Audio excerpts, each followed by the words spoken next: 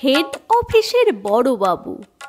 লোকটি বড় শান্ত, তার যে এমন মাথার ব্যামো কেউ কখনো জানতো? দিব্যি ছিলেন খোশ মেজাজে, চেয়ারখানি চেপে একলা বসে ঝিমঝিমিয়ে হঠাৎ গেলেন ক্ষেপে। আতকে উঠে হাত পা ছুঁড়ে চোখটি করে গোল, হঠাৎ বলেন, গেলুম গেলুম, আমায় ধরে তোল।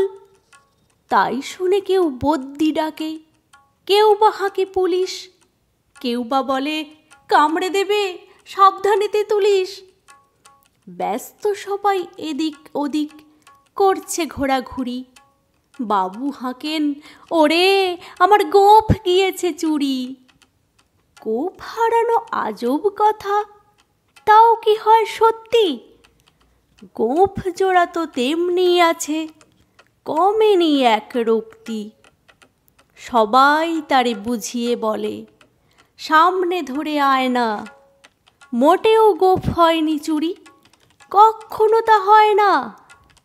রেগে আগুন তেলে বেগুন তেড়ে বলেন তিনি, কারো কথার ধার ধারি নে, সব বেটাকেই চিনি।